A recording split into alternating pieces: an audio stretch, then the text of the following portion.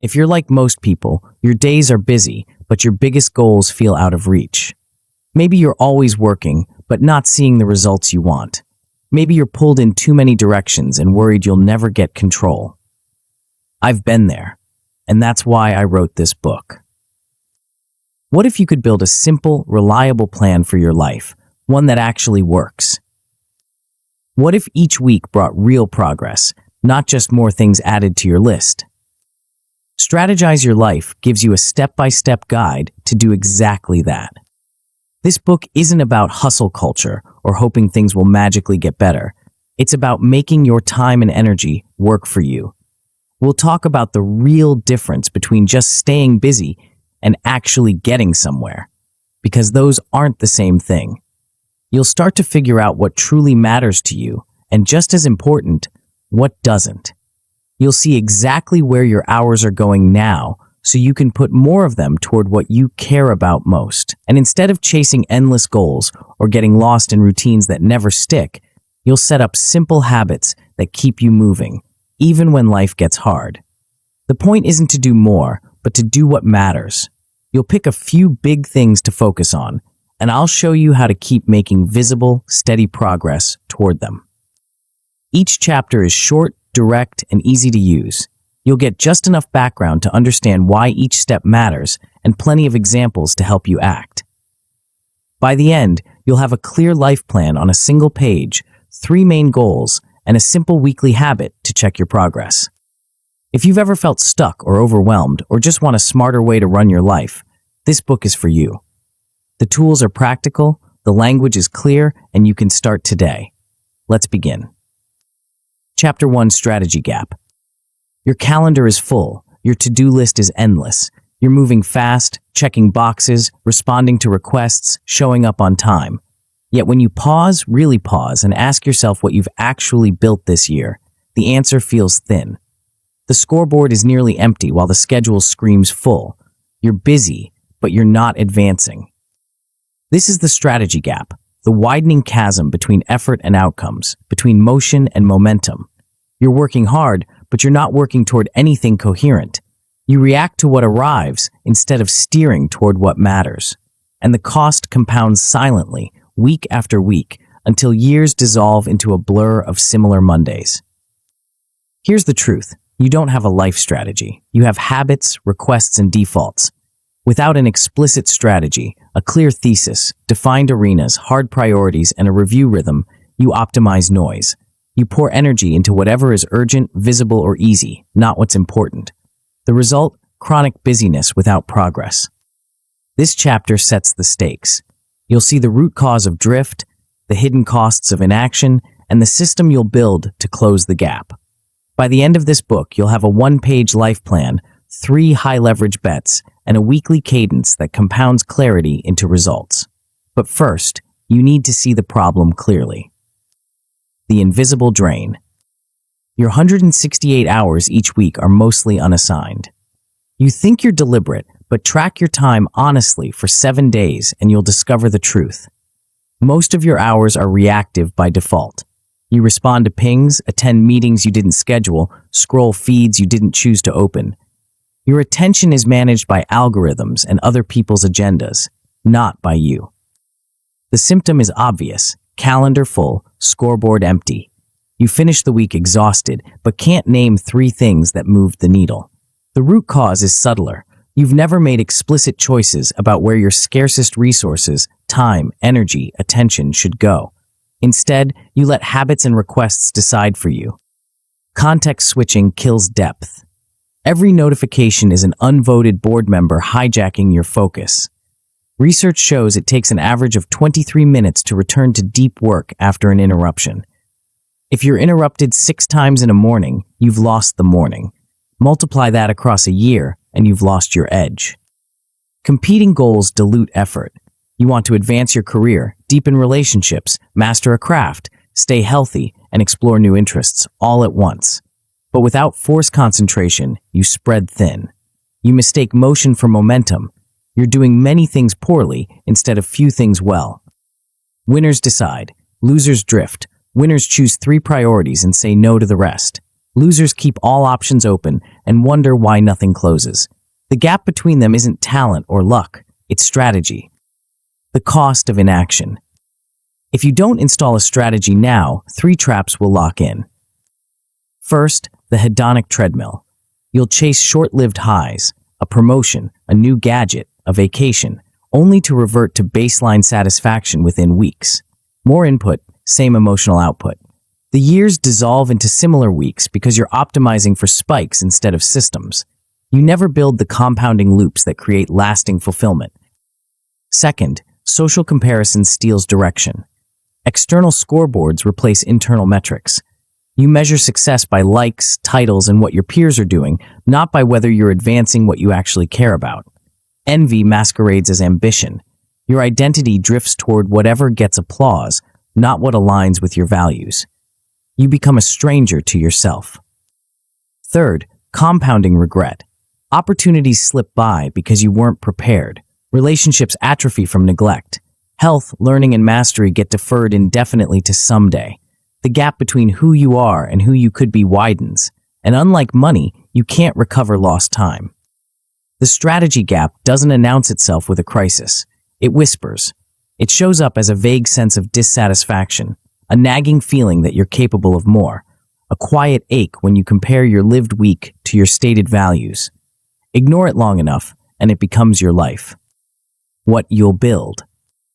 This book installs a simple, repeatable operating system for your life. You'll think like a strategist, act like a builder, and review like a pro. The system has 7 core steps, and you'll complete the first loop in one pass through this book. You'll start by writing your life thesis, a 20-word purpose, a vivid 3 to 5 year vision, and 1 North Star metric you can track weekly. This becomes your decision filter. Does this move the metric? If not, decline.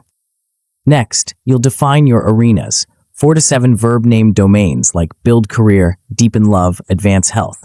For each, you'll set budgets, time, energy, money, outcomes, and indicators. This turns fuzzy desire into a capital allocation plan. Then you'll audit your time, 7 days, 15 to 30-minute blocks, tagged by arena, depth, and energy. This X-ray exposes where attention actually goes and reveals your bottlenecks and leaks. Data replaces guesswork. With facts in hand, you'll prioritize using a 2x2 matrix, impact, satisfaction. You'll rank arenas, compute the gap between importance and satisfaction, and choose 1, fix first, 1, grow, and 1, reduce, stop. No more endless weighing, just forced ranking and clear action. You'll then place key bets, 1 to 3 asymmetric, thesis-aligned initiatives with upside you care about and downside you can stomach. You'll design minimum viable life experiments, set kill criteria, and schedule reviews. Emotion stops steering, criteria do. To make progress automatic, you'll build systems, daily routines with triggers, environment tweaks, and identity statements. You'll define a minimum viable day to avoid zeros on bad days. Habits run on autopilot. You focus on decisions that matter. Finally, you'll review relentlessly. A 2-minute daily log, a 30-45-minute weekly review, and a quarterly reset. You'll track leading indicators, keep or kill bets, and red team your assumptions. The plan stays living, not static. The payoff. The first time through, you'll walk away with a 1-page life plan, a weekly operating cadence, and 3 key bets in motion. Your calendar will align with your convictions. You'll say no faster and yes cleaner.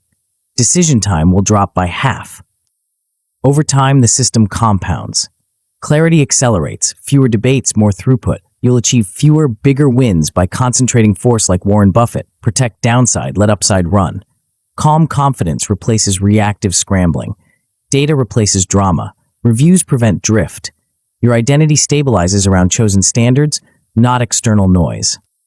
This isn't theory. It's a cascade borrowed from corporate strategy and operationalized for your one rare life. Purpose, choices, actions, measured by leading and lagging indicators. Strategy is choice under constraint. Your scarcest resources are time, energy, and attention. Without a strategy, you optimize noise. With one, you channel resources toward a coherent aim. Why this order? Purpose comes before projects. Direction reduces wasted excellence. If you don't know where you're going, any road will do. and most roads lead nowhere you care about. Your life thesis filters opportunities and anchors execution. Facts come before feelings. The time audit exposes truth. The 2-2 turns truth into choices. Bets commit resources. You can't fix what you can't see, and you can't choose what you haven't measured. Systems come before motivation. Environment beats willpower. Reviews lock learning. Small loops compound. Motivation fades. Systems endure. Winners decide, test, cut, and double down. They use pre-mortems and stop-losses. They place asymmetric bets and run a calm, repeatable cadence. Losers drift, dabble, excuse, and hope. They have no measurements, only stories. They plan for someday. They're busy, but brittle.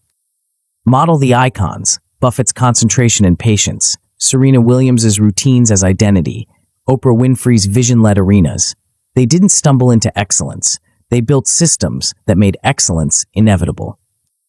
The strategy gap is real. It's costing you time, energy, and the life you could be living, but it's also fixable. The system is simple. The steps are clear. The only question is whether you'll start. In the next chapter, you'll draft the northbound arrow for your life, a thesis so sharp it cuts bad options on contact. Before we continue, make sure to subscribe to Grow to the Top and activate notifications to receive more self-improvement tips that will supercharge your growth. And make sure to give this video a thumbs up and share it with your friends. It really helps the channel grow. Thank you for your support. Chapter 2, Life Thesis. You're about to make a decision. Maybe it's a job offer, a side project, a relationship commitment, or just how to spend Saturday. You weigh pros and cons, consult friends, sleep on it. Days pass. The decision drains you, and when you finally choose, you're still not sure. Now imagine this. Someone asks, and you know the answer in 30 seconds. Not because you're impulsive, but because you have a filter so sharp it cuts through complexity on contact. You don't agonize, you don't second guess. You simply check the decision against your northbound arrow and move. That's what a life thesis does. It's the single most leveraged tool in your strategic arsenal, a decision compression engine that turns weeks of deliberation into moments of clarity. But here's what most people miss. A thesis isn't a motivational poster. It's not live your best life or follow your passion. Those phrases fit everyone, which means they fit no one. A real thesis is specific, lived, and sharp enough to guide a no. This chapter builds your northbound arrow.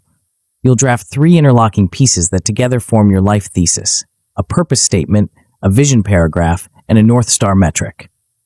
By the end, you'll have a touchstone that stabilizes identity under pressure and filters choices at speed. Every tool that follows, arenas, audits, bets, plugs into this frame. The hidden power of compression. Think about the last time you faced a complex choice. You probably made a list. You analyzed options.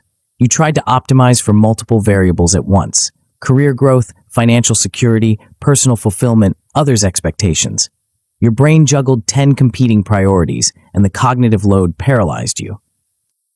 Cognitive science shows that decision quality drops as the number of variables rises. More rules mean more friction. 10 priorities mean no priority. But one clear rule, one metric that matters most, cuts decision time in half. It's not that the other factors disappear. It's that you know which one wins when they conflict. Strategic fit is the product of values, goals, and constraints. When those 3 align, decisions become obvious. When they conflict, you drift. A life thesis operationalizes fit by compressing your values into a purpose, your goals into a vision, and your constraints into a single North Star metric you control. The thesis also stabilizes identity. Under pressure, a crisis, a tempting opportunity, a sudden loss, most people react. They make choices that feel right in the moment but misalign with who they want to be. A thesis lets you respond instead of react. It anchors you. Consistency builds trust, both with yourself and others. You eliminate value whiplash, the exhausting cycle of changing direction every time the wind shifts. The 3 elements. Your life thesis has 3 parts, and they work together like a navigation system.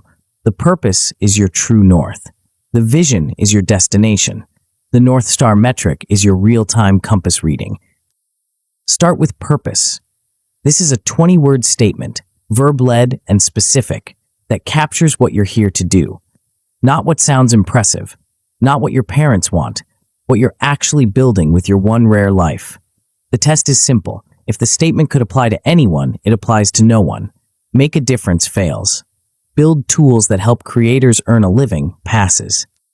Purpose statements often begin with action verbs: build, serve, create, teach, protect, lead. The verb forces specificity. It also primes behavior. Language shapes cognition, and action words trigger action. Keep it under 20 words. Constraint breeds clarity. Read it aloud. Remove every fluff word. Then apply the knife test. Does this statement cut bad options? If someone offers you an opportunity that doesn't serve this purpose, can you decline confidently? If not, sharpen it. Next, write your vision paragraph. This is a 3-5-year snapshot of what a great week looks like when you're living the purpose. Use sensory detail. Make it observable, not vague. I feel fulfilled is useless. I spend Tuesday mornings in deep work on projects I chose, Wednesday evenings with people I love, and Friday afternoons reviewing what moved forward is actionable. Include your arenas, the domains where you'll play. Include boundaries, what you won't pursue. Add one bold, measurable outcome that would signal success. The vision isn't a blueprint, it's a vivid sketch. Clarity emerges from motion, not meditation. You'll update it with evidence as you go, but you need a starting image to steer toward, or you'll wander. Finally, choose your North Star metric. This is the single weekly number that, if it moves up, tells you you're advancing the thesis. It must be leading, something you control this week, not a lagging outcome you hope for later. It must be measurable, and it must be tied to your purpose.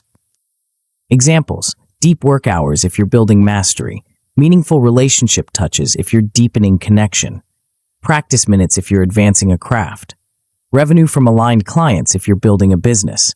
The NSM is your one metric to rule priorities. When you're deciding how to spend time, you ask, does this move the NSM? If yes, consider it. If no, decline. The myths that stop you. 3 myths kill most attempts at clarity before they start. First, purpose arrives in a lightning bolt. People wait for the cosmic download, the moment of perfect certainty. It never comes. Purpose is drafted, tested, and refined. You write a hypothesis, run experiments, collect evidence, and iterate. Treat it like a scientist, not a mystic. Use the tools you'll learn later, minimum viable life experiments, to validate whether a purpose actually fits. Revisit it quarterly. Let it evolve. Second, vision must be perfect or it's useless. Perfectionism is procrastination in a lab coat. Your first vision paragraph will be rough. That's fine. A vivid sketch beats a blank page. You're not carving it in stone, you're sketching in pencil. Start with what you know. Update with what you learn. Motion creates clarity. Waiting for perfect clarity creates nothing. Third, metrics kill creativity. This one's insidious because it sounds wise. The truth is the opposite. Constraints unlock focus. A North Star metric doesn't cage you, it guides you. It tells you where to concentrate force. Creativity thrives within rules. Jazz musicians improvise within scales. Poets create within forms. You'll do your best work when you know what you're optimizing for. How to draft your thesis. Set a timer for 15 minutes. No research, no overthinking, just write. Start with purpose. What are you here to build, serve, or create? Use a verb. Be specific. Aim for 20 words or fewer. Don't worry about elegance yet. Worry about truth. When the timer stops, read it aloud. Does it sound like you, or does it sound like a TED Talk? Remove corporate jargon. Remove filler. If a word doesn't add meaning, delete it. Then run the knife test. Name 3 opportunities this purpose would help you decline. If you can't, it's too broad. Tighten it.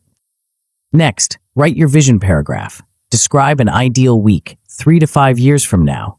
Use future tense, present detail. What are you doing Tuesday morning? Who are you with Wednesday evening? What does your workspace look like? What's on your calendar? What's not? Include at least one measurable outcome, a portfolio milestone, a relationship depth marker, a skill level. Include at least one boundary, something you've deliberately chosen not to pursue. Finally, list 3 to 5 candidate North Star metrics. Pick the one you control most directly. If you can't measure it weekly, it's lagging, not leading. Define your weekly target, the number that signals you're on track, and your minimum, the floor you won't go below even on bad weeks. Put it on your calendar as a recurring review item. Make it visible. Tricks that accelerate clarity. Use constraint as creativity. Small boxes force big clarity. The 20-word cap on purpose isn't arbitrary. It's a forcing function. If you can't say it in 20 words, you don't know it yet. Timed drafting sprints prevent overthinking. 15 minutes, one pass, done. You can edit later, but you can't edit a blank page. Borrow proven language patterns. So that connects your purpose to the people it serves. Build tools so that creators earn a living. Even if bakes in resilience. Advance my craft even if recognition is slow. Especially when anticipate stress. Deepen relationships, especially when work demands surge. These patterns add texture and durability. Tie your thesis to identity. Write it in present tense. I'm the kind of person who. This anchors behavior. Identity-based change is more durable than outcome-based change. When you act according to the thesis, you reinforce the identity. When you reinforce the identity, you act according to the thesis. It's a self-fulfilling loop. Keep the thesis visible. Home screen, desk, mirror. Repetition builds neural pathways. What good looks like. At minimum, you'll finish this chapter with a drafted purpose, a vision paragraph, and a chosen North Star metric. You'll set a weekly target and post a visible reminder. That's good. Excellent looks like this. Your thesis simplifies 70% of your choices within 2 weeks. You hit your NSM 3 weeks straight. You decline 2 opportunities confidently because they don't fit. You feel the friction drop. Best looks like this. You gain instant yes-no clarity under stress.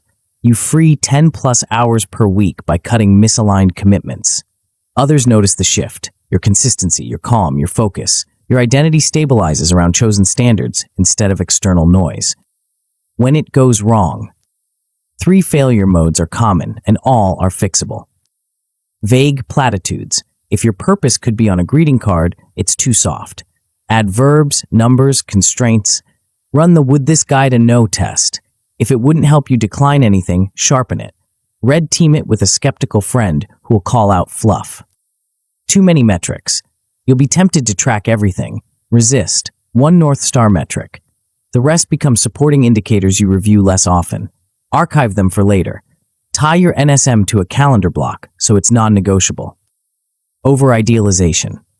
Your vision paragraph describes a perfect week, and perfect weeks don't exist. Run a minimum viable week realism pass. Add shock absorbers, buffer time, recovery blocks, margin for chaos. Revisit after your first-time audit in the next chapter. Reality will teach you what your imagination missed. The life thesis isn't a destination. It's a decision compression engine you'll refine as you go. Draft it now, test it this week, and iterate quarterly.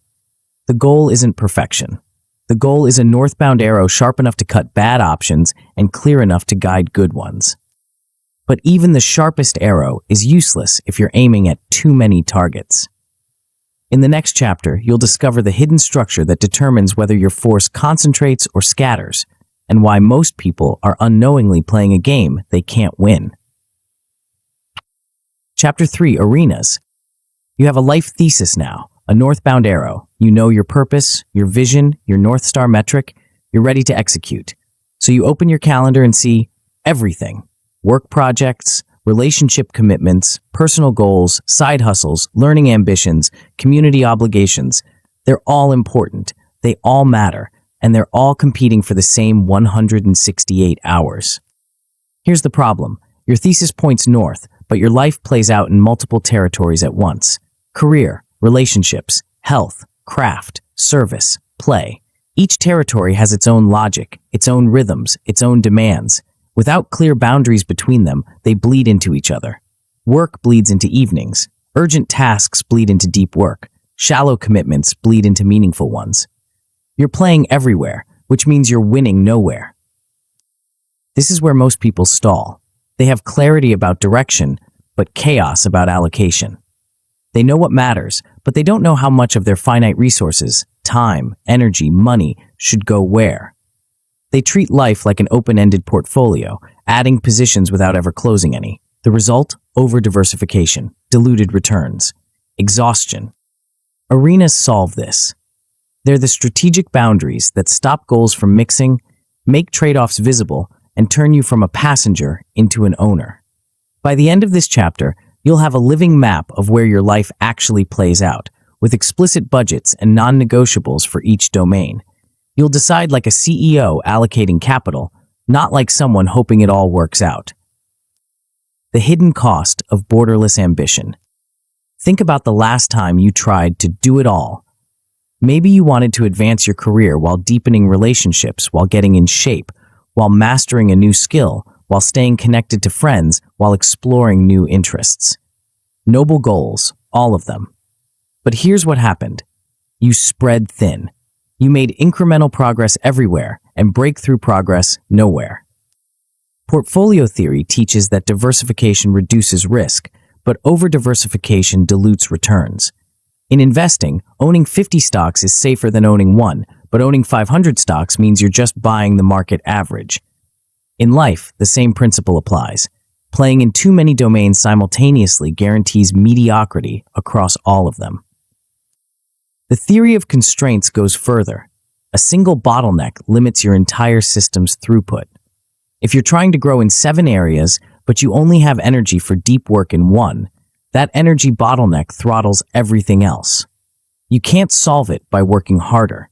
You solve it by identifying the constraint and allocating resources accordingly.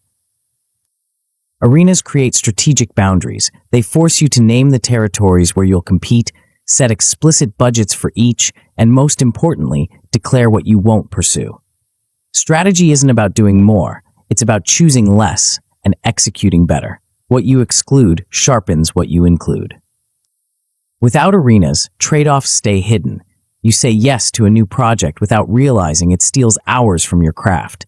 You commit to a social event without seeing it drains energy you need for deep work. You drift between domains reactively, optimizing nothing. With arenas, trade-offs become explicit. When one grows, another must shrink. You choose deliberately instead of discovering accidentally. The structure of strategic territories.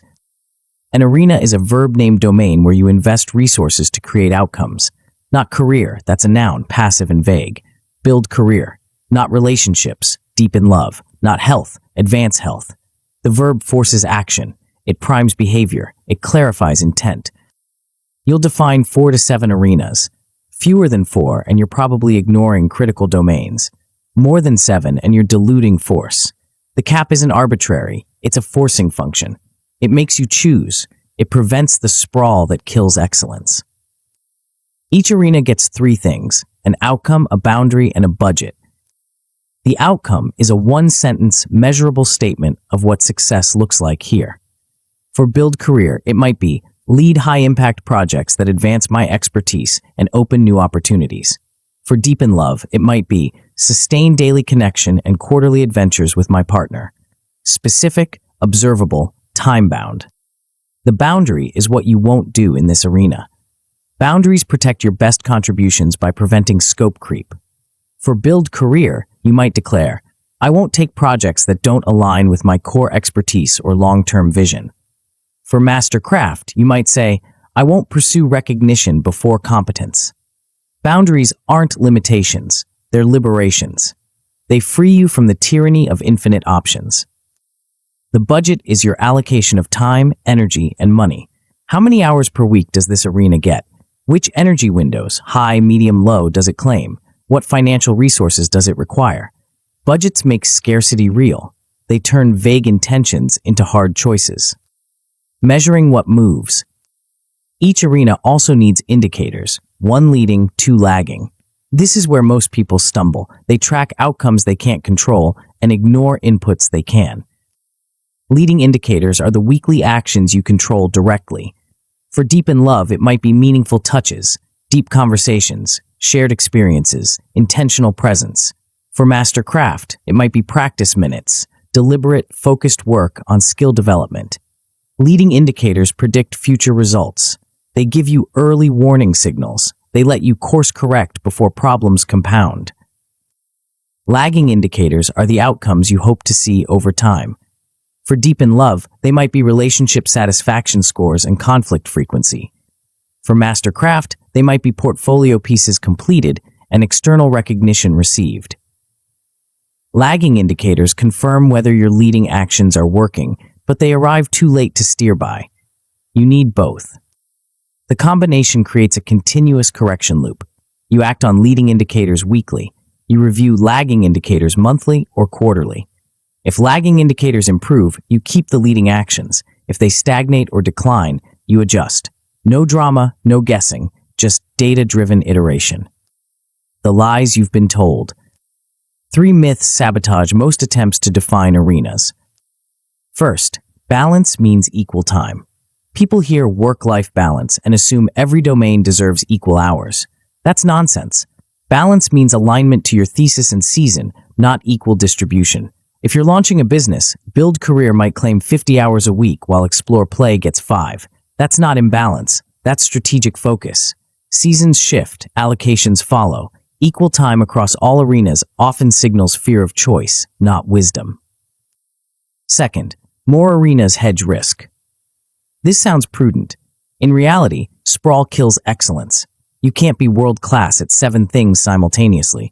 You hedge with buffers, margin in your calendar, reserves in your energy, slack in your budget, not by adding more arenas. Prune quarterly. If an arena isn't serving your thesis or moving your North Star metric, cut it. Third, boundaries are selfish. People worry that saying no makes them rigid or unkind. The opposite is true. Boundaries protect your best contributions. When you're clear about what you won't do, you can be generous with what you will. Clarity enables generosity. People respect consistency more than they resent limits. Building your map. Start by brain dumping candidate arenas. What domains actually matter to you? Where does your life play out? Don't filter yet. Just list. Career, relationships, health, craft, service, learning, play, finances, spirituality, community. Write them all. Now merge overlaps and delete vanity arenas. Stay connected to friends, and deep in love might collapse into nurture relationships. Learn new skills might be vanity if it doesn't serve your thesis. Cut it or fold it into master craft. Be ruthless. If an arena doesn't move your North Star metric or serve your purpose, it's noise. Verb name what remains. Career becomes build career. Health becomes advance health. Relationships becomes deep in love or nurture connections. The verb clarifies action and intent. It also makes the arena testable. Can a stranger understand what you mean? If not, sharpen it. For each arena, write the outcome in one sentence. Make it measurable. Then write the boundary, what you won't do here. This is harder than it sounds. Boundaries require you to close doors, and closing doors feels risky. Do it anyway. Add a good enough standard to avoid perfectionism. You're not aiming for perfect execution in every arena. You're aiming for deliberate allocation. Finally, set budgets. How many hours per week does each arena get? Which energy windows does it claim? Be honest. Add up the hours. If they exceed 168, you're lying to yourself. Cut until the math works. Include buffer time for admin and recovery, the hidden arenas that sabotage plans when ignored. Assign indicators. 1 leading action you control weekly. 2 lagging outcomes you'll review monthly or quarterly. Put them on your review template so tracking becomes automatic. Tricks that sharpen execution. Use from-to shifts to clarify intent. Instead of stay in touch with friends, write from occasional texts to 2 deep conversations weekly. Instead of get fit, write from sporadic workouts to 4 training sessions per week. The shift makes the gap visible and the target concrete. Name arenas aspirationally but specifically. Words shape attention. Explore play is better than hobbies because it primes curiosity and experimentation. Serve others is better than volunteering because it connects action to purpose.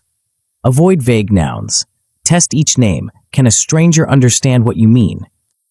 Keep a parking lot for ideas that don't fit any current arena. When a new interest or opportunity appears, don't create a new arena on impulse. Add it to the parking lot. Review it quarterly. Promote it only if it serves your thesis and you're willing to shrink another arena to make room. This prevents arena creep, the silent killer of strategic focus. What success looks like. At minimum, you'll finish this chapter with 4 to 7 verb-named arenas, basic budgets assigned, and indicators drafted. That's good. You have a map. Excellent looks like this. Your budgets match your thesis and North Star metric. Conflicting outcomes are resolved. You've chosen which arena wins when they clash. The shared language improves coordination at home and work. Your partner understands why you're protecting certain hours. Your team knows when you're available and when you're not. Best looks like this. Trade-offs become automatic. When one arena grows, another shrinks, and you make the choice consciously. You surface your bottleneck arena, the constraint throttling everything else, and address it. Within 60 to 90 days, you see measurable lift in lagging indicators. Progress becomes visible, not just felt. When the map fails, 3 failure modes are common. Arena creep. You start with 5 arenas and drift to 9. Fix it by capping at 7, merging overlaps, and running a quarterly pruning ritual. Use boundary statements to prevent scope expansion. If something doesn't fit, it goes to the parking lot, not the active list.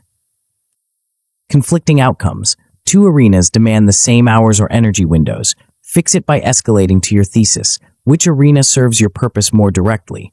Choose. Document the trade-off explicitly so you don't relitigate it weekly. Time box experiments. For the next 90 days, build career gets peak energy. Then we reassess. Hidden arenas. Admin, email, household tasks, the invisible work that eats hours. Fix it by allocating explicit buffer time. Batch tasks to reduce context switching. Automate or delegate low-value items. If you pretend admin doesn't exist, it will hijack your best arenas by stealth. Arenas aren't static. They're a living map that evolves with your seasons and thesis. The goal isn't perfection, it's clarity. You now know where your life plays out, what each territory demands, and what you're willing to sacrifice to win where it matters. But knowing where you play isn't enough. You need to know where your hours actually go, and the gap between intention and reality is almost always larger than you think. Chapter 4, Time Audit. You have a thesis, you have arenas, you've declared where you'll play and what you'll protect. On paper, your strategy is clean, you know what matters, you've set boundaries, you've assigned budgets, 40 hours for build career, 15 for deepen love, 10 for advance health. The numbers add up, the plan feels right. Now answer this, where did your last 168 hours actually go? Not where you think they went, not where you hope they went, where they actually went, block by block, hour by hour, decision by decision. Most people can't answer. They guess, they estimate, they remember the highlights and forget the leaks.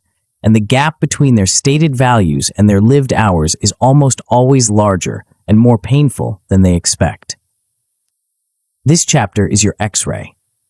The time audit exposes misalignment between intention and reality. It converts vague guilt into actionable numbers. It shows you where force concentrates and where it scatters. It reveals your bottlenecks, the constraints throttling your entire system, and your leaks, the invisible drains stealing hours you can't afford to lose. By the end, you'll have the data you need to reallocate with confidence, not guesswork. The illusion of knowing. Here's what happens when you don't measure. You assume you're spending 20 hours a week on deep work. You're actually spending 7. You assume you're giving your relationship 10 hours of focused attention. You're actually giving it 3, and 2 of those are distracted. You assume admin tasks take 5 hours. They're taking 15. Research shows people misestimate their time use by hours per day. We remember what felt significant and forget what felt mundane. We overestimate time spent on hard tasks and underestimate time lost to interruptions. Memory is biased toward drama, not data. The result? You optimize a fantasy version of your week while the real version drifts. Data ends denial. When you track your 168 hours with even modest fidelity, patterns emerge that intuition misses. You discover that your peak energy window, 9 to 11 a.m., is being consumed by low-value meetings you didn't schedule. You see that build career is getting 25 hours, but only 5 of those are deep work. The rest is email and coordination. You notice that Sundays, which you thought were for rest, are actually reactive catch-up sessions that leave you drained. The audit doesn't judge, it simply shows you the truth, and truth enables targeted fixes. You can't optimize the invisible. Measurement precedes improvement. Once you see where the hours go, reallocation becomes mechanical, not emotional. The anatomy of attention. The audit tracks 3 dimensions: arena, depth, and energy. Each dimension reveals a different layer of reality. Arena is straightforward. For every 15 to 30-minute block, you tag which arena it served. Build career, deepen love, advance health. This gives you a pie chart of allocation. You'll compare it to your stated budgets and see the gaps immediately. If you budgeted 15 hours for deepen love but only logged 8, you know where the drift is. Depth is subtler. Not all hours are equal. An hour of deep work, focused, uninterrupted, cognitively demanding, produces exponentially more value than an hour of shallow work, email, coordination, low-stakes tasks.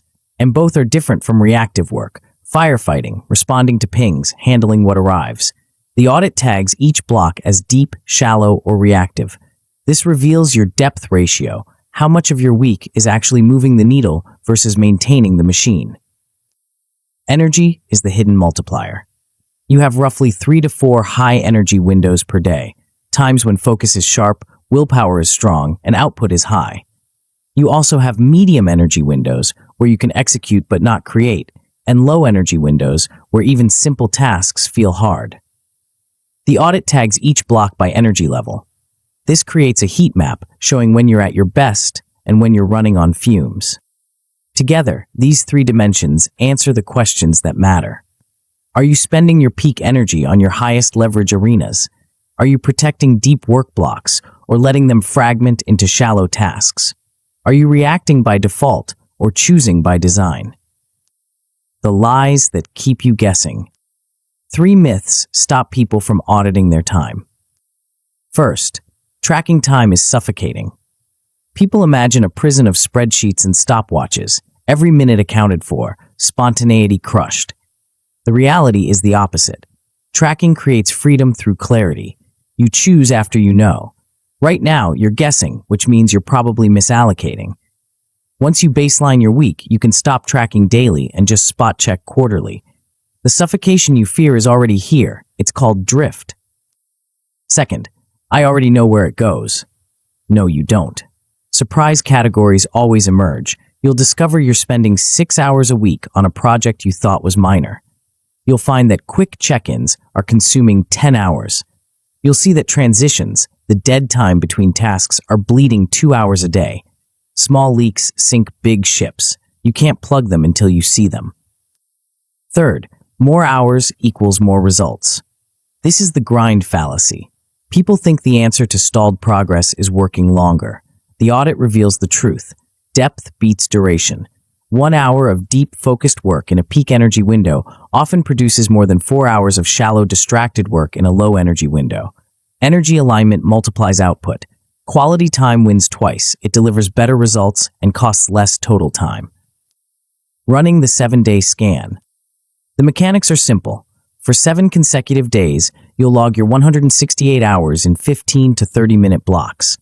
Each block gets 3 tags: arena, depth, and energy.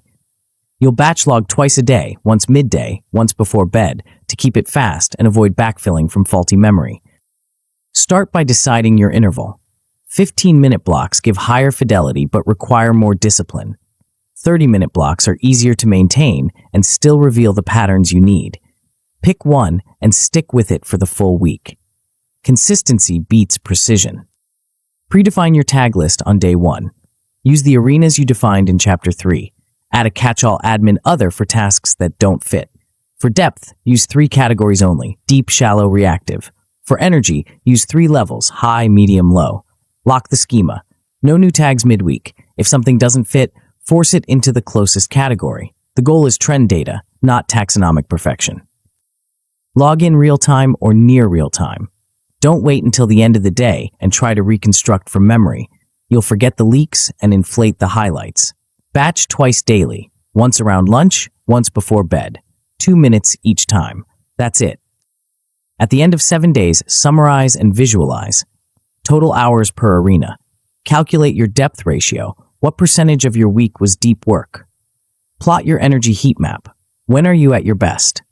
Identify your top 3 leaks, the categories stealing hours you didn't budget, and your top 3 peak blocks, the windows where you're most effective.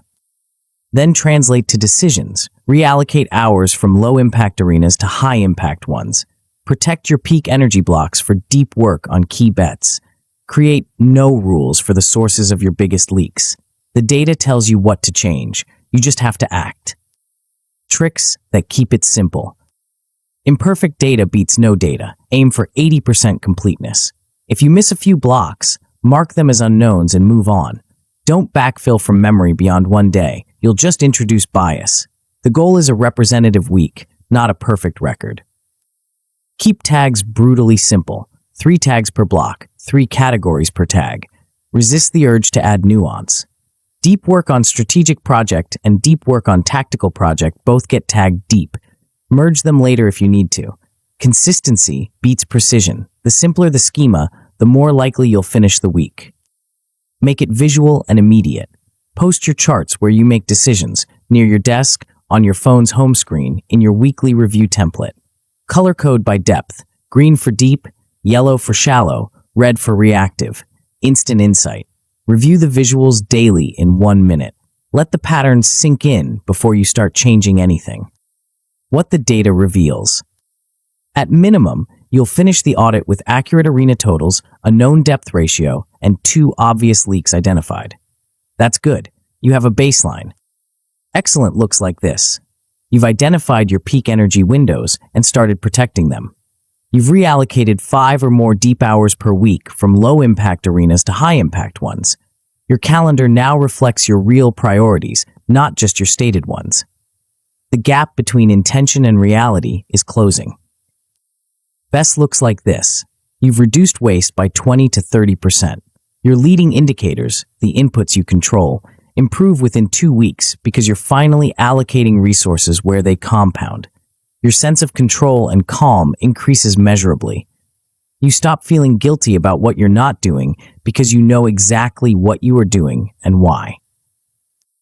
When the audit breaks, 3 failure modes are common and all are fixable.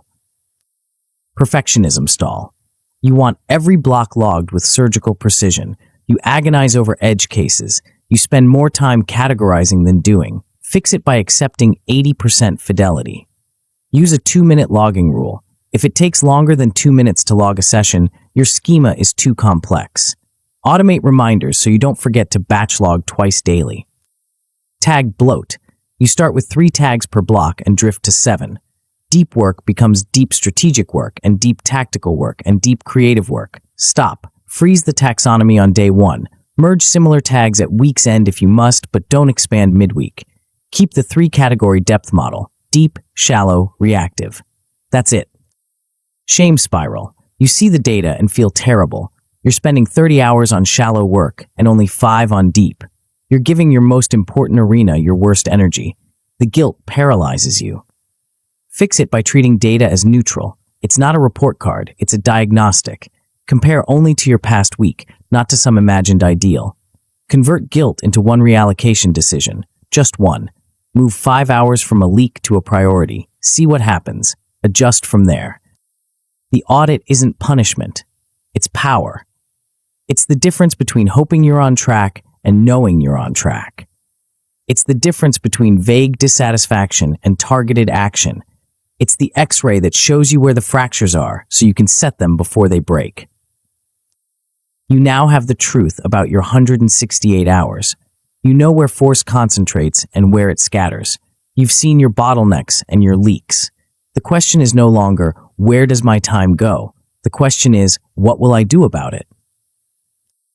And that question has a name, one that separates those who drift from those who decide. Chapter 5, Priorities. You have the data now. You know where your 168 hours went. You've seen the leaks, the bottlenecks, the misalignments between what you say matters and where your attention actually flows. The audit gave you truth, but truth alone doesn't move you forward. Here's the problem. You still have too many things that matter. Your arenas are defined. Your thesis is clear. But within those arenas, you have competing initiatives, overlapping goals, and a dozen ways you could spend the next 90 days. All of them seem important. All of them feel urgent. And if you try to advance them all simultaneously, you'll advance none of them meaningfully.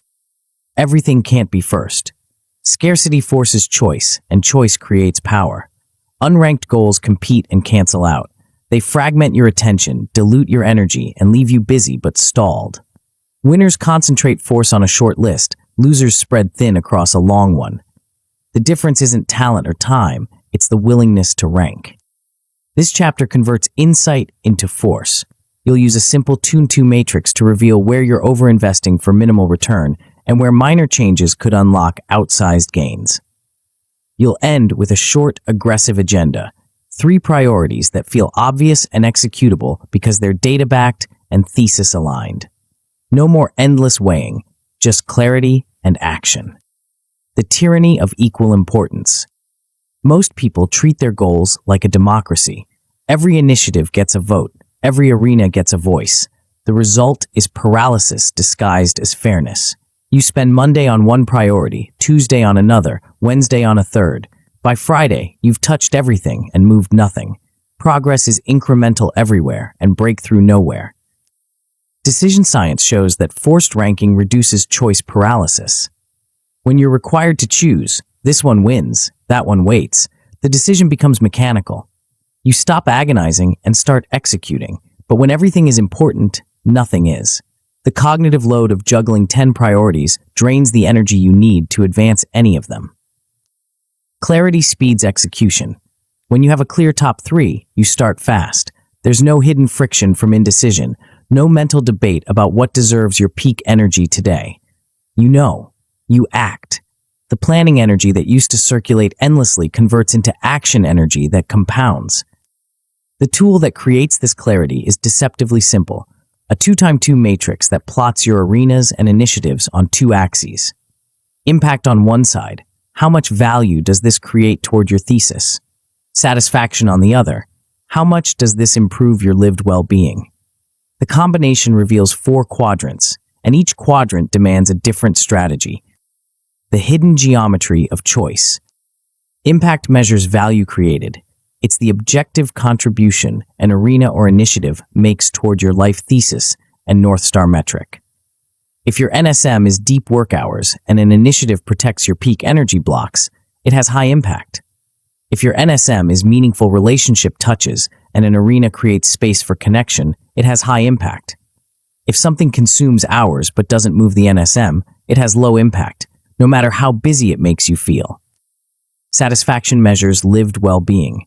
It's the subjective experience of engaging with this arena or initiative. Do you feel energized or drained, fulfilled or resentful, aligned or conflicted? High satisfaction doesn't mean easy, it means worth it. Low satisfaction doesn't mean hard, it means misaligned. When you plot impact and satisfaction on a 2x2, 4 quadrants emerge. High impact, high satisfaction, these are your grow zones, double down here. High impact, low satisfaction, these are your fix first zones, small changes unlock big gains. Low impact, high satisfaction, these are your maintain zones, enjoy them but don't overinvest. Low impact, low satisfaction, these are your reduce or stop zones, cut them. But there's a third dimension that sharpens the picture, the gap.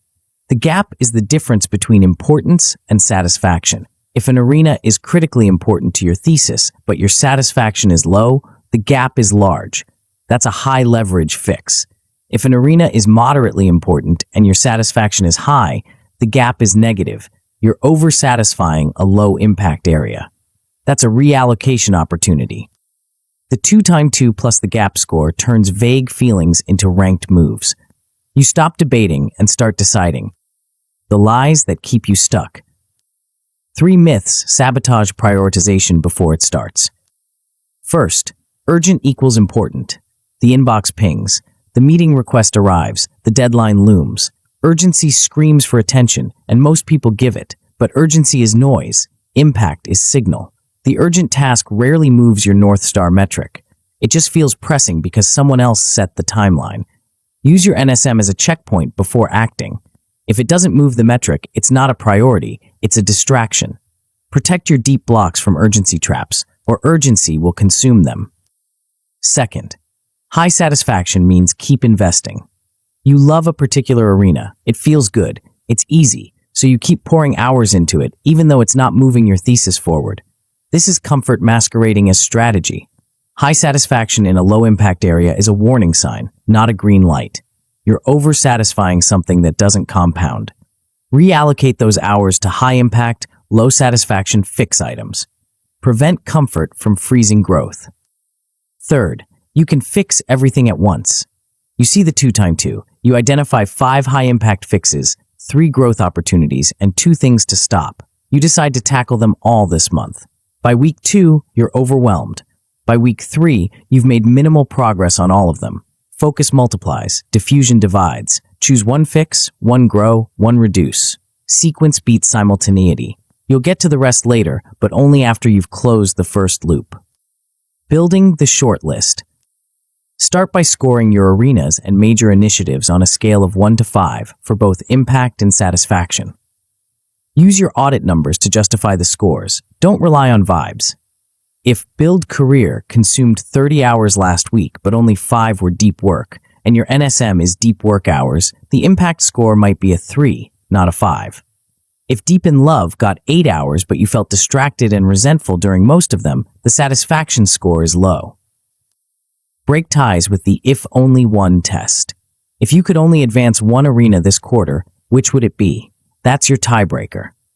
Document your reasoning so you don't relitigate the decision every week. Write it down. Build Career wins over Mastercraft because it directly funds the resources I need for the next phase. Plot each item on the 2x2. High impact, high satisfaction goes in the top right quadrant, your grow zone. High impact, low satisfaction goes in the top left, your fix first zone. Low impact, high satisfaction goes in the bottom right, your maintain zone. Low impact, low satisfaction goes in the bottom left, your reduce or stop zone. Now calculate the gap for each item. Importance minus satisfaction. If an arena scores a 5 on importance but a 2 on satisfaction, the gap is 3. That's a high leverage fix. If an arena scores a 2 on importance but a 4 on satisfaction, the gap is -2. You're overinvesting. Flag it for trimming. From this analysis, build your shortlist. Pick your top 3 from the grow and fix first quadrants. Assign yourself as the owner. Write the first action for each, something you can start this week. Pick 1 item from the reduce or stop quadrant. Set a date to cut it and draft a script for saying no. Calendar a review in 1 week to check progress. That's it. 3 priorities to advance, 1 commitment to cut, everything else waits. Tricks that lock it in. Use hard stop rules to protect the shortlist. If something isn't in the top 3, it waits 30 days. No exceptions. No, just this once. Pre-write your declines to protect energy. I'm focused on X, Y, and Z this quarter. I can revisit this in 90 days. When new items appear, and they will, replace, don't add. If a new opportunity is truly more important than one of your top 3, swap it in. Otherwise, it goes to the parking lot. Quantify your fix-first items to prevent perfectionism. Define the good enough standard. If the fix is improve relationship satisfaction, what does good enough look like? 2 deep conversations per week? 1 date night per month? Cap the resources you'll allocate, time, energy, money, so the fix doesn't balloon into a multi-month project. Celebrate closure when you hit the standard. Momentum compounds when you finish things. Make the 2x2 visual. Post it near your workspace. Color code the quadrants. Green for grow, yellow for fix, red for reduce. Review it before accepting new commitments. When someone asks for your time, glance at the chart. Does this serve a top 3 priority? If not, decline. What success looks like. At minimum, you'll finish this chapter with 3 clear priorities identified, 1 item moved to reduce or stop, and first steps scheduled this week. That's good. You have a short list. Excellent looks like this. You've reallocated 5 or more deep hours per week to your top priority. Your North Star metric trend improves for 2 consecutive weeks. You've declined 2 nice-to-have opportunities with no stress because you know exactly what you're protecting. Best looks like this. You resolve one high-impact fix within 30 days. Your documented stop list frees 10 or more hours per month. You feel a clear sense of calm focus, and others notice. You're no longer reactive or scattered. You're deliberate. You're advancing. When priorities drift, 3 failure modes are common, and all are fixable. Emotion-led picks. You choose what feels exciting or what others expect, not what moves your North Star metric. Fix it by rechecking each choice against NSM fit. Add a 24-hour delay before changing your top 3. Ask yourself, what would future me thank me for? Emotion fades, data endures. Scope creep. Your priorities start as crisp initiatives and bloat into vague, open-ended projects.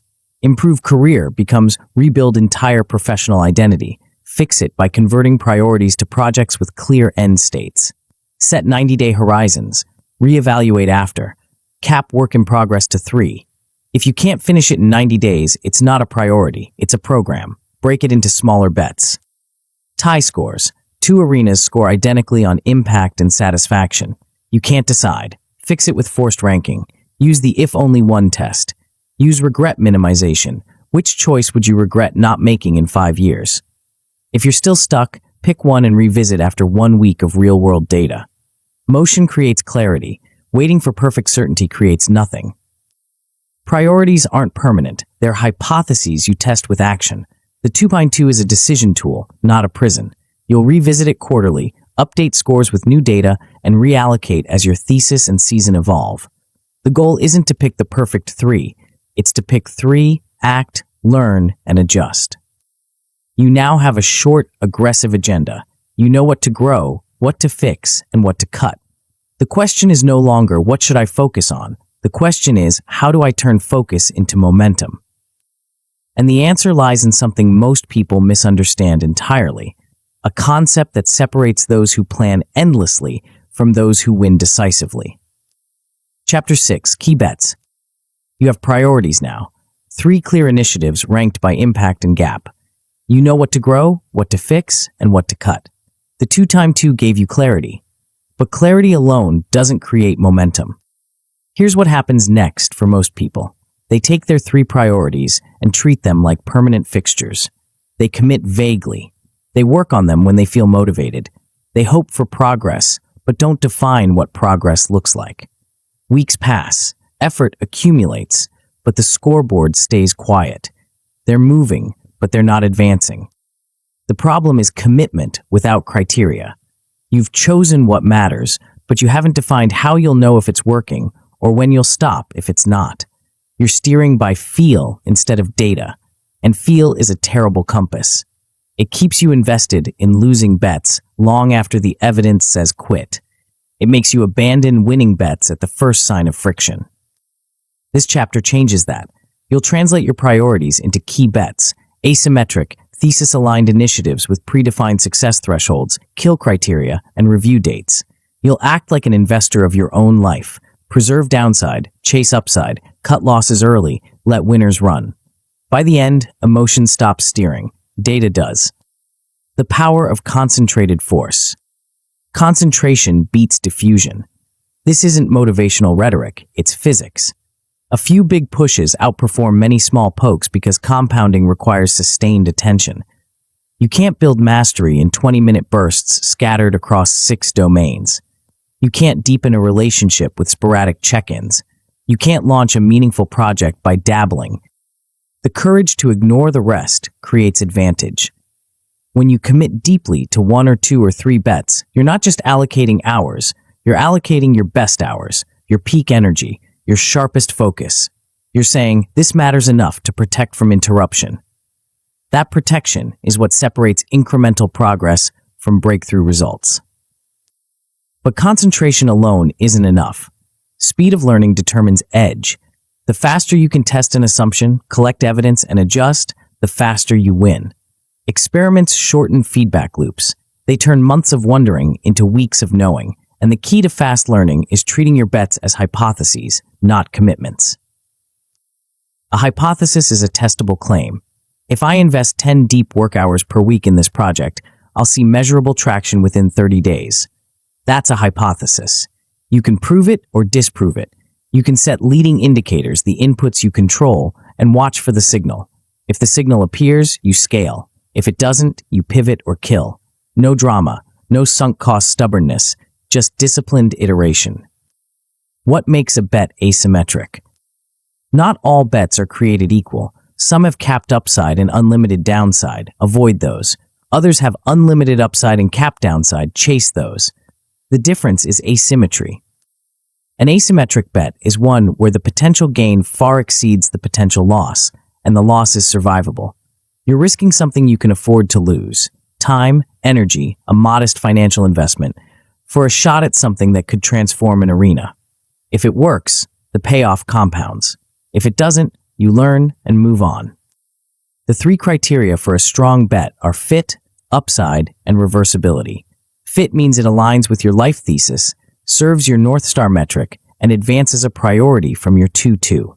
If a bet doesn't fit, it's a distraction, no matter how exciting it feels. Upside means the potential reward is worth the resource allocation. If you succeed, does it move the needle meaningfully?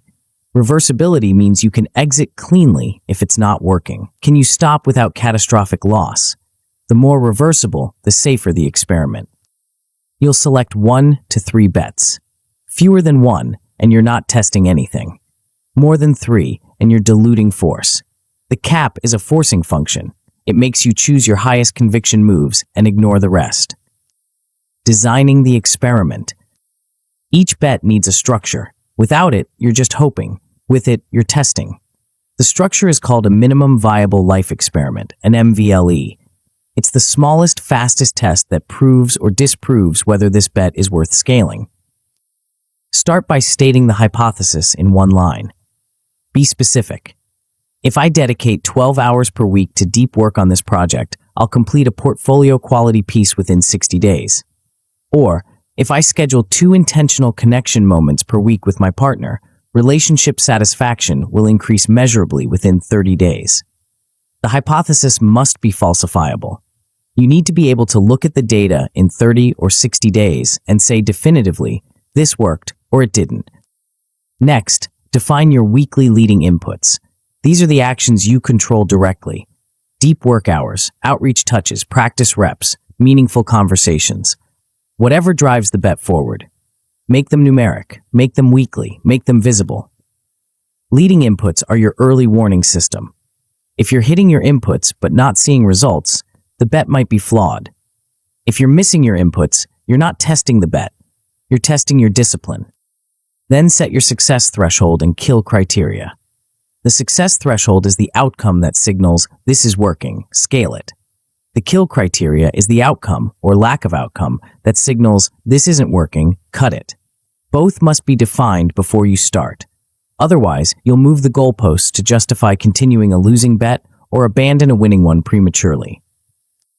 For example, success threshold might be 3 client inquiries from the portfolio piece, or partner reports noticeable improvement in connection. Kill criteria might be no measurable traction after 60 days despite hitting all leading inputs, or consistent failure to hit leading inputs for 3 consecutive weeks. Write them down. Make them non-negotiable. Finally, calendar the cadence. You'll review each bet weekly for 30 minutes. Month 1 is about building the habit and measuring the trend. Are you hitting your leading inputs? Is the early signal positive, neutral, or negative? Month 2 and 3 are about scaling the winner, cutting the loser, or pivoting the method.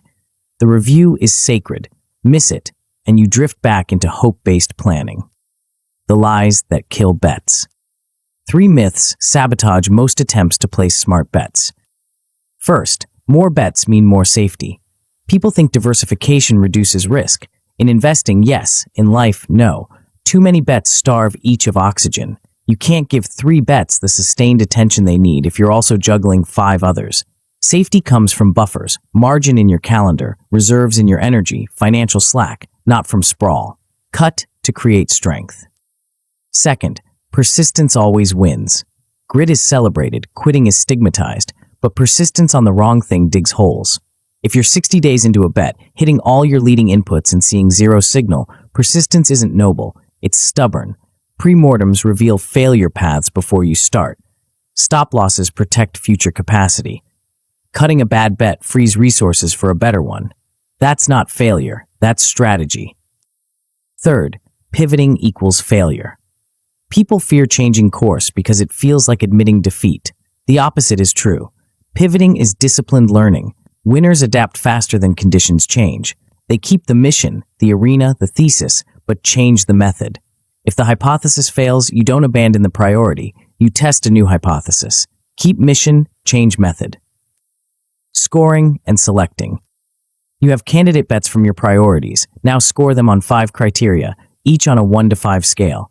Fit with your thesis and NSM. Upside if it works. Time to impact. How quickly will you see signal? Reversibility. Can you exit cleanly? Learning yield. Even if it fails, will you gain valuable insight? Add the scores. Pick the top 3. Document why not for the rest so you don't relitigate later. If a bet didn't make the cut, write 1 sentence explaining why. Lower upside than the top 3. Requires resources I don't have yet. Reversibility is too low. This prevents the parking lot from haunting you. For each of your top 3, design the MVLE. Write the hypothesis. Define the weekly leading inputs. Set the success threshold and kill criteria. Calendar the weekly review slot. Protect your peak energy blocks for these bets. If something else tries to claim those hours, check it against your criteria. If it's not a top 3 bet, decline. Tricks that sharpen execution. Write the pre-mortem first. Before you start the bet, imagine it's 90 days from now and it failed spectacularly. Why? What went wrong? How would you have seen it coming?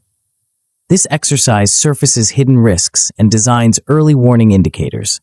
Add buffers, time, cash, energy to absorb the risks you can't eliminate.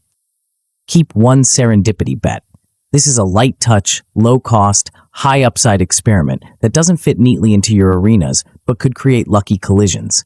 Maybe it's exploring a new skill, attending an event outside your usual circles, or testing a creative side project. Review it monthly. If it shows unexpected promise, promote it. If it's just consuming time, kill it. The serendipity bet keeps you open to surprise without letting randomness hijack your strategy. Make a public commitment. Tell a trusted person your hypothesis, your leading inputs, your success threshold, and your kill criteria. Share your review dates. Accountability reduces wobble. When you know someone will ask, "Did you hit your inputs this week?" you're more likely to hit them. And when you cut a bet, celebrate it. Cutting is a win for focus, not a loss of face. What winning looks like. At minimum, you'll finish this chapter with 3 key bets selected and defined, MVLEs running within 2 weeks, and clear dashboards for your leading indicators. That's good. You're testing. Excellent looks like this. 1 bet gets promoted after 30 to 60 days because the signal is strong. 1 bet gets killed cleanly per your preset criteria, freeing hours for the winner. Your North Star metric trend is positive for 4 consecutive weeks because you're concentrating force. Best looks like this. 1 bet delivers a breakout result, a major project launched, a relationship milestone reached, a skill threshold crossed. You've built a repeatable playbook for future bets. External recognition or opportunity inflow becomes noticeable. People see the change, you feel the momentum. When bets go sideways, 3 failure modes are common, and all are fixable. Sunk cost stubbornness. You're 90 days in. The bet isn't working, but you've invested so much time and energy that cutting feels like waste. Fix it by obeying your preset kill criteria. Schedule the decision. Don't let it drift. Replace the bet immediately so you don't leave a vacuum. Capture the lessons in 1 paragraph and move on. The sunk cost is already gone. Continuing won't recover it. Vagueness in definitions. Your hypothesis is fuzzy. Your inputs are subjective. Your thresholds are movable. Fix it by writing everything plainly. Use weekly numeric inputs you control. Add a visible checklist. If you can't measure it, you can't manage it. Tighten the language until a stranger could execute your bet from your notes. Overreach in scope. Your bet is too big. It's a 12-month program disguised as a 90-day experiment. Fix it by slicing into 90-day milestones. Seek a reversible first step, the smallest move that tests the core assumption. Protect your peak energy blocks for the bet. If you're trying to fit a big bet into leftover hours, it will fail from under-resourcing, not from a bad hypothesis. Key bets aren't permanent. They're experiments with expiration dates. You'll run them, review them, and decide scale, pivot, or kill. The goal isn't to pick perfect bets. It's to test fast, learn faster, and reallocate ruthlessly. You now have 1 to 3 bets in motion. You know your hypotheses, your inputs, your thresholds. You've scheduled your reviews. The experiments are running. But experiments only deliver if the daily actions actually happen, and that requires something most people overlook entirely. Chapter 7, Systems. You have key bets now. You know your hypotheses, your leading inputs, your success thresholds. You've scheduled your reviews. The experiments are running. On Monday morning, you wake up energized. You're going to hit your targets. You're going to move the needle. By Wednesday, motivation has faded. By Friday, you've missed half your inputs. The weekend arrives, and you tell yourself next week will be different. But next week looks like this week. The bets aren't failing because they're bad bets. They're failing because execution depends on willpower, and willpower is a weak battery. Here's the truth most people miss. Goals motivate, but systems deliver. You can have perfect clarity about what matters and still make zero progress if your daily structure doesn't support it. Motivation gets you started. Systems keep you going. And the difference between someone who advances their thesis consistently and someone who stalls isn't discipline, it's design. This chapter builds the infrastructure that makes progress inevitable. You'll create tiny, repeatable loops that decouple execution from mood. You'll engineer your environment so the right actions become easy and the wrong ones become hard. You'll anchor behaviors to identity so they feel less like tasks and more like who you are. By the end, you'll have a system that runs even on bad days. Quiet, unglamorous, unstoppable. The grid versus the battery. Willpower is a battery. It charges overnight. It drains throughout the day. Every decision depletes it. What to wear, what to work on, whether to start that hard task or check email first. By afternoon, the battery is low. By evening, it's dead. That's when you scroll instead of execute, react instead of create, drift instead of advance. Systems supply grid power. They're steady, scalable, and independent of how you feel. A system doesn't ask if you're motivated. It doesn't care if you slept poorly or had a rough morning. It simply runs. The trigger fires, the routine executes, the reward reinforces. You show up, do the minimum, and bank the win. Bad days still produce minimum outputs. Variance drops. Reliability rises. The compounding effect is what separates systems from effort. Small wins stack into flywheels. Each repetition makes the next one easier. Predictability frees creativity. When the structure is automatic, your mind can focus on the work itself, not on whether you'll do it. Fewer decisions mean more execution. You stop debating and start delivering. Think about the people who seem effortlessly consistent. They're not more disciplined. They've just removed the decision points. Their environment defaults them into the right actions. Their routines are so embedded that skipping feels harder than doing. That's not willpower. That's design. The architecture of automatic. A system has 3 components: triggers, routines, and rewards. The trigger is the cue that starts the behavior. The routine is the action itself. The reward is the immediate feedback that reinforces the loop. Together, they create a habit, a behavior that runs on autopilot. For each of your key bets, you'll design daily or weekly behaviors that drive your leading inputs. If your bet requires 10 deep work hours per week, you need a system that produces those hours without negotiation. If your bet requires 2 meaningful relationship touches per week, you need a system that creates space for them. Start by mapping each bet to specific actions. What are the daily and weekly tasks that move your leading inputs? Be granular. Work on project is too vague. Open document, write 500 words, close laptop is actionable. List the tasks, then choose a 2-minute starting step for each, the smallest action that gets you moving. Starting is the hardest part. Make it trivial. Bundle the tasks into a short checklist, 3 to 5 items max. Any longer and you won't use it. The checklist becomes your pre-flight routine, the sequence you run before deep work, before a connection moment, before practice. It reduces variance. Professionals use checklists because checklists eliminate the cognitive load of remembering what comes next. Now align these routines to your peak energy windows. You discovered those in your time audit. If your best focus is 9 to 11 a.m., that's when your most important bet gets its time. Protect it. Block the calendar. Turn off notifications. Treat it like a meeting with your future self, non-negotiable. Define your minimum viable day. This is the floor, the absolute minimum you'll do even on terrible days. Maybe it's 30 minutes of deep work instead of 2 hours. Maybe it's one meaningful touch instead of 2. The minimum viable day prevents zeros. Zeros break identity. A tiny win keeps the flywheel turning. The lies that break routines. 3 myths sabotage most attempts to build systems.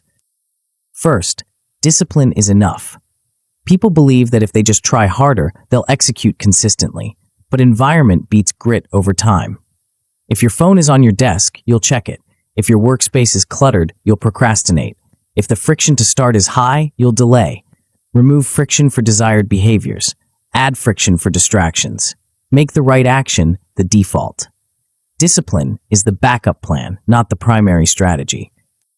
Second, habits always take 21 days.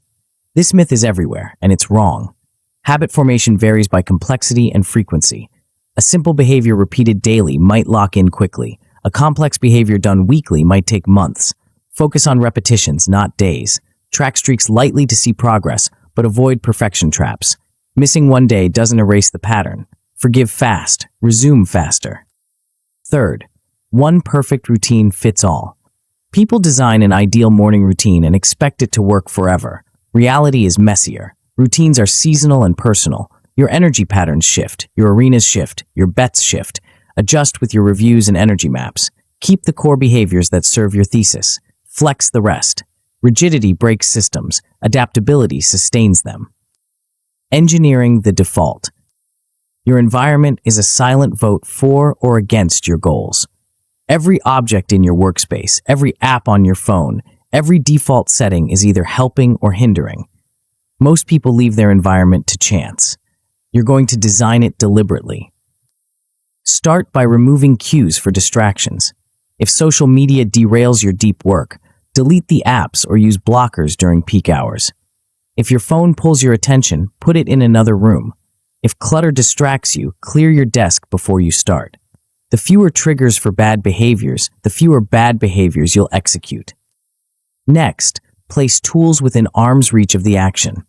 If you're writing, have your notebook and pen ready. If you're practicing a skill, have your equipment staged.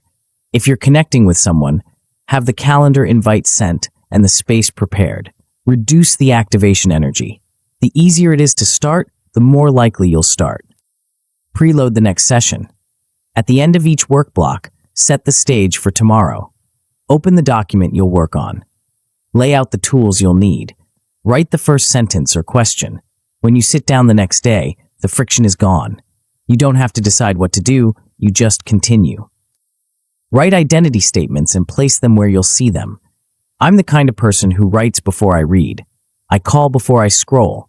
I protect my peak hours for deep work. Use present tense. Rehearse them aloud. Stick them near trigger points, your desk, your bathroom mirror, your phone's lock screen. Identity-based change is more durable than outcome-based change. When you act according to the identity, you reinforce it. When you reinforce it, you act according to it. The loop tightens.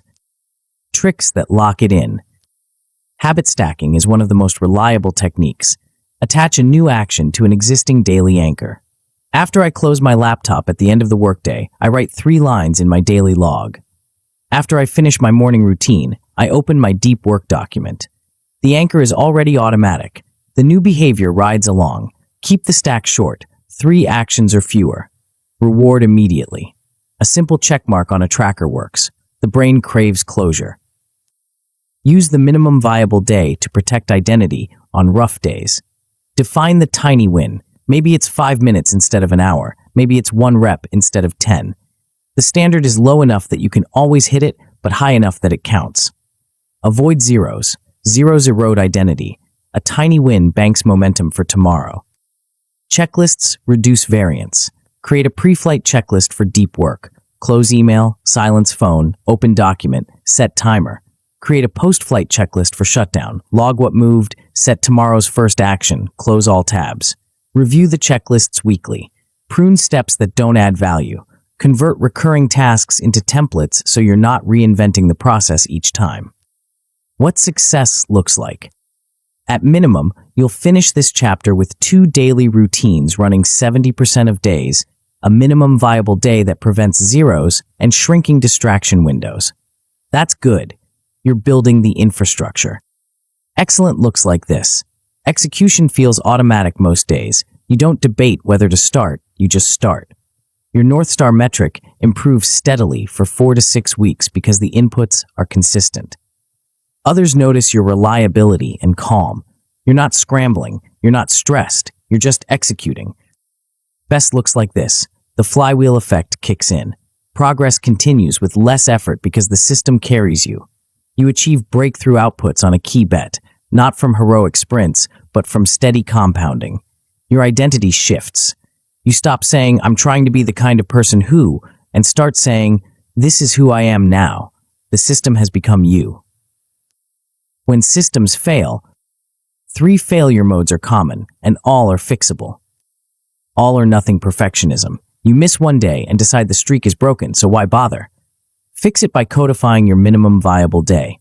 Track the trend, not streak purity. A 70% hit rate over a month beats a perfect week followed by collapse. Forgive fast. Resume faster. The system isn't fragile. Your expectations are. Over-engineered routines. You design a 15-step morning sequence that takes 90 minutes. By day 3, you're skipping it. Fix it by cutting to 3 essential steps. Eliminate non-causal steps, the things that feel productive but don't actually drive your leading inputs. Pilot the routine for 1 week before locking it in. Simplicity scales. Complexity collapses. Environment sabotage. You design a great system, but your environment keeps triggering the old behaviors. Your phone is still on your desk. Your workspace is still chaotic. The distractions are still 1 click away. Fix it by pre-committing blocks and locks. Move the trigger, not just the task. If the phone is the problem, put it in a drawer with a time lock container. Use physical cues, sticky notes, staged tools, visible checklists to remind you of the new default. Systems aren't static. They evolve with your bets, your arenas, your seasons. The goal isn't to build the perfect system. It's to build a system that runs, then refine it with each review. You'll keep what works, cut what doesn't, and adjust as your thesis demands. You now have the infrastructure. Your bets have systems. Your systems have triggers, routines, and rewards. Your environment defaults you into the right actions. The daily execution is becoming automatic.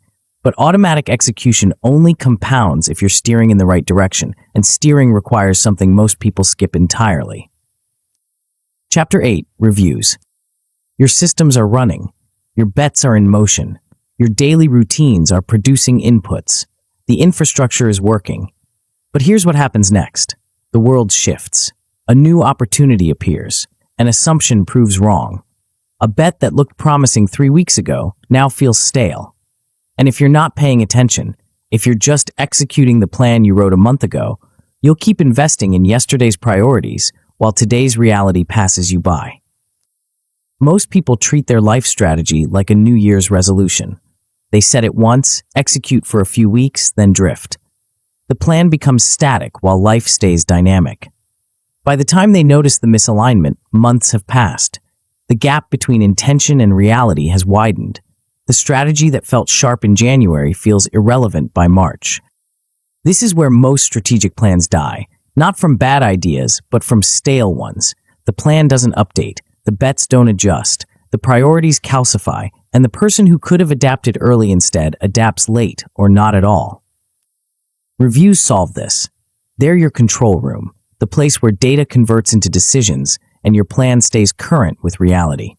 You'll stop dragging last month's assumptions into next month's choices.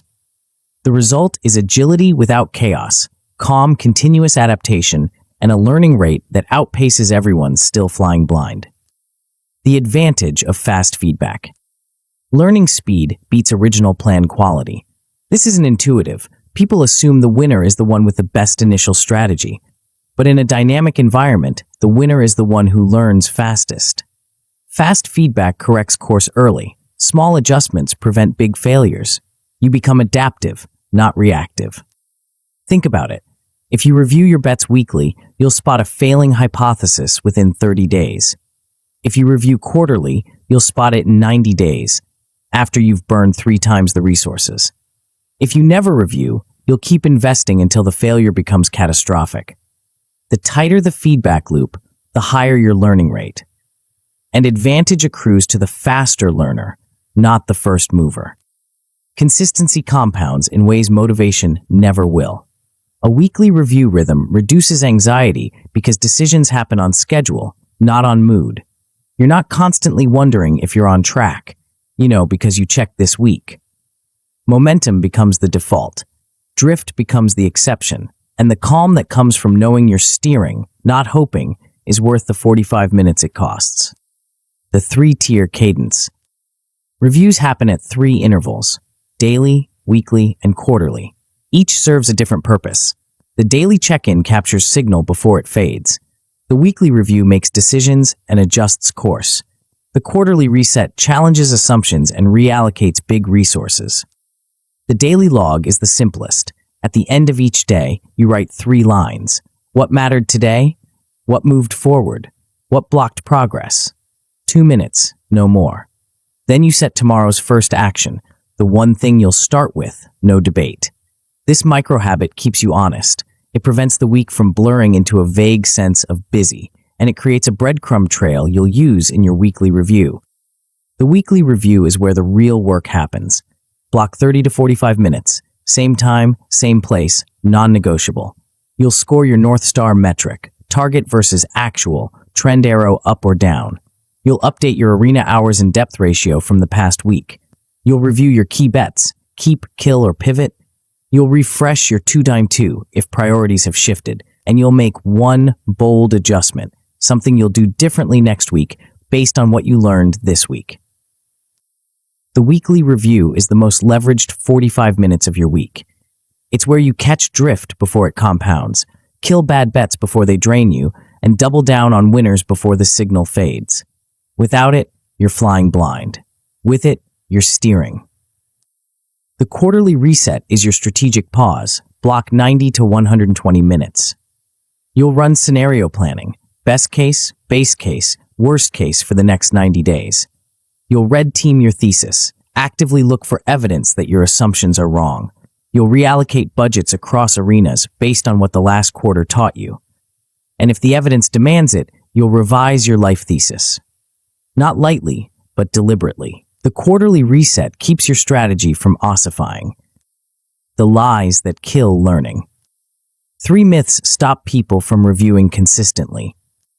First, reviews are bureaucracy. People hear weekly review and imagine corporate drudgery, spreadsheets, reports, pointless meetings.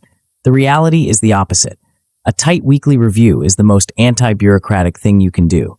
It cuts through noise, surfaces truth, and forces decisions. Without reviews, drift resumes. Meetings multiply. Complexity creeps in. With reviews, calm clarity returns. You know what's working, what's not, and what to do about it. Second, I'll remember what happened. No, you won't. Memory is biased and leaky. You'll remember the highlights and forget the patterns. You'll overweight recent events and underweight early signals. You'll rationalize failures and inflate successes. Write it down or lose the lesson. Logs beat stories. Data beats intuition. The act of writing forces clarity. The act of reviewing forces learning. Third, quarterly is enough. People think they can skip the weekly rhythm and just check in every 90 days. But weekly micro-corrections save quarters. Small hinges swing big doors. If you're off by 5 degrees and you correct weekly, you're back on course in 7 days. If you correct quarterly, you've drifted for 90 days and the gap is massive. Keep the loops tight. Frequency beats depth. Running the rhythm. The daily log is brutally simple. 3 lines max. What mattered, what moved, what blocked, then one next step for tomorrow. If you want, add a 4th line, one thing you're grateful for. This counters negativity bias, the brain's tendency to fixate on what went wrong and ignore what went right.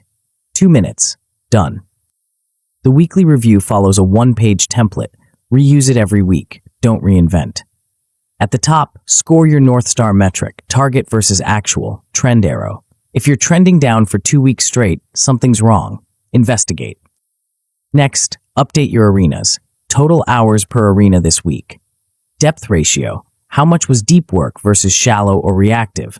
One highlight per arena. The thing that moved or the thing that stalled. This keeps the arenas visible. It prevents one from silently consuming resources while another starves.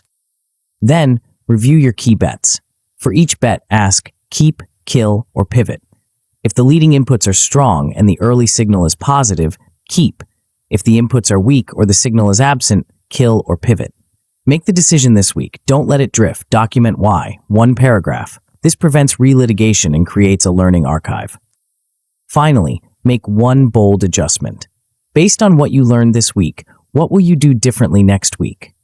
Maybe you'll reallocate 5 hours from a low signal bet to a high signal one.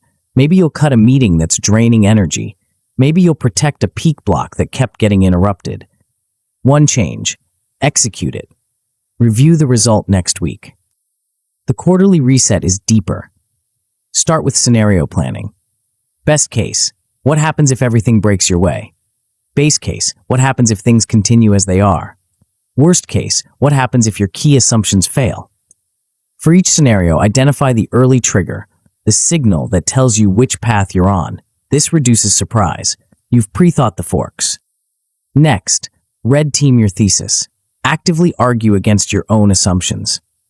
What if your North Star metric is the wrong metric? What if your top priority is a distraction? What if the bet you're scaling should be killed?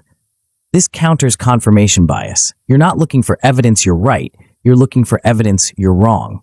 If you find it, adjust. Finally, reallocate budgets and choose your next bets. Based on the last 90 days, which arenas deserve more resources? Which deserve less? Which bets are ready to scale? Which new hypotheses are worth testing? Update your one-page plan. Archive the old version. Start the next quarter with fresh eyes. Tricks that make it stick. Schedule reviews like flights, non-negotiable calendar blocks, same time, same place. For the weekly review, pick a time when you're alert but not rushed. Sunday evening works for many people. Friday afternoon works for others. The time matters less than the consistency. Ritual helps. Set a timer. Make a beverage. Use a focus cue, music, a specific chair, a clean desk. Signal to your brain, this is review time. Use a one-page template and reuse it every week. Track only leading inputs you control. If you can't influence it this week, don't track it. Archive highlights quarterly so you can see patterns over time, but don't let the archive bloat. If it's not actionable, delete it. Make the review rewarding. End each session by planning one tiny win for the coming week. Celebrate cuts as strategic strength. Killing a bad bet is a victory, not a failure. Share one insight with an accountability partner. The act of articulating what you learned deepens the learning and adds social reinforcement. What winning looks like. At minimum, you'll complete your weekly review 3 weeks in a row. Your North Star metric trend will be visible. You'll know if you're advancing or stalling. You'll execute one small pivot based on the data. That's good. You're building the habit. Excellent looks like this. Drift is eliminated for a full month. You cut 2 bad bets early, freeing resources for better ones. Stress drops because you're no longer guessing. You know what's working. Clarity increases. Decisions feel obvious because they're data-backed. Best looks like this. You achieve quarterly breakthroughs consistently. Your plan stays simple while results accelerate because you're pruning complexity and doubling down on what works. Your reputation for reliability and follow-through becomes noticeable. People trust you because you do what you say. You trust yourself for the same reason. When reviews break down, 3 failure modes are common and all are fixable. Review sprawl. Your 45-minute review balloons to 2 hours. You're tracking too much, analyzing too deeply, debating too long. Fix it with a strict 45-minute cap. Set a visible timer. Stop when it rings. Use the if not actionable archive rule. If a data point doesn't lead to a decision this week, don't track it. Vanity metrics. You're tracking lagging indicators you can't control, follower counts, revenue recognition, and ignoring leading inputs you can control. Fix it by asking, can I control this week? If no, drop it. Prioritize leading inputs over lagging vanity stats. The inputs predict the outcomes. Focus upstream. Avoidance after bad weeks. You had a rough week. You missed your targets. The review feels like punishment, so you skip it. Fix it by running an after-action report with one improvement. What went wrong? What's the smallest change that prevents it next week? Reaffirm your identity. Pros review, especially after misses. Restart with a minimum viable week plan. Lower the bar, bank a win, rebuild momentum. Reviews aren't bureaucracy. They're the difference between strategy and hope. They're the mechanism that keeps your plan alive, your bets current, and your learning rate high. The weekly rhythm becomes a flywheel. The more you review, the faster you learn. The faster you learn, the better you adapt.